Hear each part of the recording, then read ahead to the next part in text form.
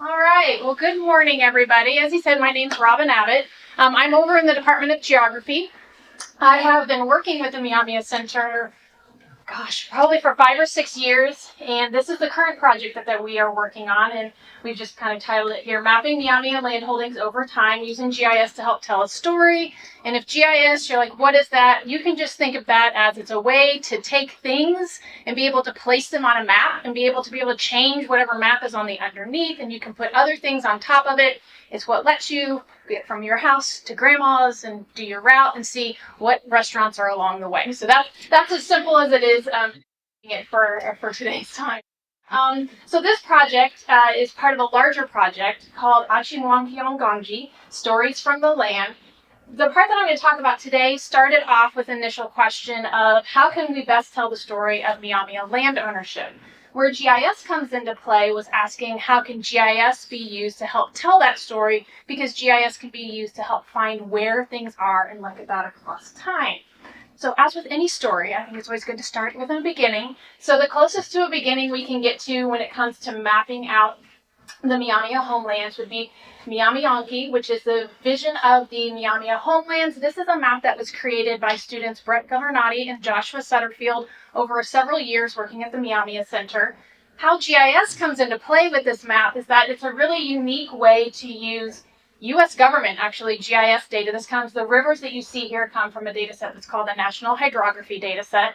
You can see they've been used to create kind of a boundary around what the perceived homelands were. And other things that you see on this are that the labels that you would see on this map aren't the labels that we would recognize today in a traditional database. So the students went and they were able to identify culturally significant waterways to the tribe, identify what those names are, and so the very special part of this map is that it is labeled with the Myaamia names for those features, which you wouldn't typically find in a traditional GIS data set. So it was updated to be culturally specific. If you'd like to see like a wall version of this, the Myaamia Center actually has a really nice art installation in the Myaamia Center where this is on the wall, so you can go out and you can see it bigger than yourself. All right, so we're going to fast forward through a lot of time into the 18th century here, where at this time the U.S. federal government is undergoing a significant process of removing Native American tribes from their traditional homelands. For the Myaamia tribe in this area, it was a process of ceding land to the federal government that happened between 1795 and 1840, plus a little slice of Illinois that was never fully ceded, but that's a different story for a different day. So the way that GIS really helps tell this story is that you can see each of these individual sessions in their own in the archive research. You can get into the Library of Congress, you can see information about each of these land sessions. But what you can't see until you put it all out here together is how they connect together and how they connect over time. So this is putting all of those land sessions that are stored individually into a common space so you can see where they happen over time. Now, along the time that this is happening as well, land is being ceded. Land is also being given back to the tribes in the forms of reservations and allotments. For the Myaamia tribe, this happened with both communal, so a reserve given to the entire tribe, and individual reserves which were given to individual families. So over time in Indiana, these are the reserves that were returned to the Myaamia tribe, and you can see even those, you can see how they look across both space and time. The wonderful thing about this is that we're then able to zoom in and look around and be able to identify individual reserves. This particular one, the 10 sections reserve, was given to John B. Richardville in 1826. This is near Huntington, Indiana. So we can identify that reserve. And now that we identify that reserve, we can get into the historical information about that particular reserve. So this is a really cool screenshot that shows the original map from the Huntington County recorder of that reserve. So that's the original historical documentation. That map was then scanned, and a process that we call in the geospatial world georeferenced, which just means taking that map and putting it into a map space so that we could look at it with other maps. We were able to draw a boundary around the shape of that particular reserve. And what that allows us to do is to see it in historical context, and then also then to see what that reserve looks like with contextual information that we would recognize. So this is just a current topographic map. You can clearly see the current boundary of the city of Huntington, all of the highways that we're familiar with. So while looking at the historic map is really cool, being able to see where that is in current context allows people to make a connection to the actual landscape, both historically and currently as well. Now, these reserves don't just tell the whole story. Just like any of us who maybe have families that had large land holdings in the past, as people pass on and they have their wills, they bequeath portions of their land to their family members, things get split up over time and things get sold off. The same thing happened with these reserves and these allotments. So a deep dive into the archives has been to look at how did these individual reserves get split off over time and how did they eventually leave Miami land holdings. So this is an example from that particular reserve, from John Baptiste Richardsville's will. This is the first kind of look at him bequeathing to his grandchildren, and then you can imagine his grandchildren bequeath it to their children, and then eventually through private land sales that we are very familiar with, it just gets sold to someone else who's not necessarily a Myaamia tribal member. So, seems kind of straightforward. However, and Cam's in the background, this is his hand. He's in the back of the room. I'm holding some of the historical documentation from the archives that was necessary to create this nice little green box, which is a reserve, and all of the little black lines in there that show how it was split up over time. So it involves an incredible amount of information and being able to decipher and connect all of that information. Here's another picture of information for that particular reserve. It actually is split in half on this map, so you got to be able to see across the pages. It's all hand drawn. There are some really wonky, crazy shapes in here that match nothing on the landscape. The students who are into these archives have to learn how to understand meets and bounds and chains and sticks and signal trees and angles. So there's an incredible amount of information that goes in and discerning that information that goes into getting the nice little green box up there that we look at, and then also being able to read and decipher handwritten information that is not in the traditional English we're used to today. And also, imagine the age of our students. My kids struggle with reading their grandparents' notes in cursive. So this is another level of that, of being able to look at it. But so with that said, I thought since my forte is the data on this, I thought I'd give you a little bit of a behind the scenes of how this looks with one reserve that we have already done that we can show how it got all split up. And it would be nice to think about if all these reserves were a puzzle, right? And puzzles, they break up. One puzzle piece only takes up one space, and you can put them all together to create a final puzzle. However, what's happening across time here is that individual puzzle pieces are then split.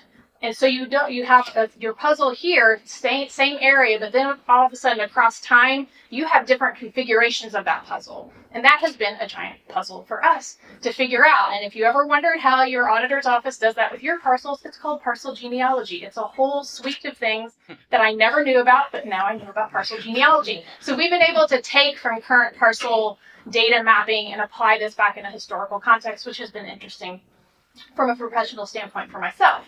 So this particular reserve gets cut up, and this one area is highlighting that particular scenario where the southwest corner of that reserve gets sold off, but then that person sells it off to two other individuals. So you have a layering of what's happening spatially and also over time. And this is just what this one ends up looking like. It gets really chunked up over time and fairly complicated.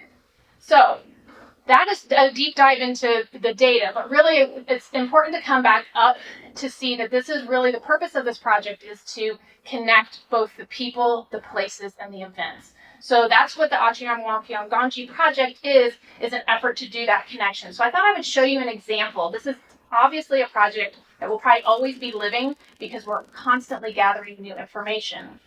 But this is a reserve called the Crescent Reserve from the 1818 Treaty at St. Mary's. When you get into the database that's being built for this project, you can see that you land on an area where you can see the map. The nice thing about this is that you are immediately taken to where that place is. So you can see where it is, and you can see too that there was an immediate pop-up that tells you information, and it tells you can see the place, but you can also see any related events that are related to that place. And if there are people in the database, you can see the people that are related to that place. Not only that, we're able to show where that is in context of other reserves around them. It's not just in isolation. You're able to see who may have been your ancestral family's neighbors, what reserve was next to you, what people were related to that next to you. So you can walk through time, and you can also walk across the landscape with the database. So it's a fantastic resource, super exciting. There we go. And then from a data perspective, in the GIS world, there's another thing that we can do with this. Since our data has time associated with it, we have time slider techniques that we can wrap around our data to look at how things are changing over time. So this is an application that's in beta, because it's still constantly growing. But we can look at how things are changing over time. So these boundaries here in the background should look somewhat familiar. Those are the land cessions that the tribe would have given to the federal government. And when we hit play here, we can see how these reserves pop up over time and then also start to fritter away and be sold off. And when they disappear, it just means that that parcel was sold out of Miami Landholdings, so that when at the end of the time here, we can see that from these reserves that are currently in the database, there's no longer any landholding being held that we can identify to a current day Miami tribal member. There we go.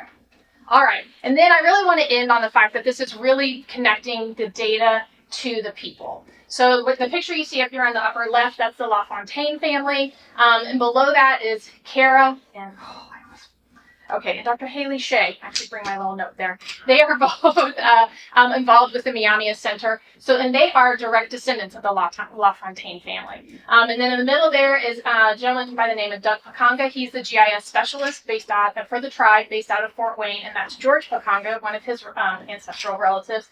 And then even more to bring it down to our level, the picture there from the football game in the fall. These are students at Miami who are tribal members, Myaamia Center employees, university administrators at a football game celebrating the connection between the university and the tribe. And it's really I like to think that these types of projects are for the people in the colored photographs to be able to connect that. It's nice to see where people were from a genealogy point of view, but it's really about allowing us or them to connect back to where these people were and who those people are in relation to them.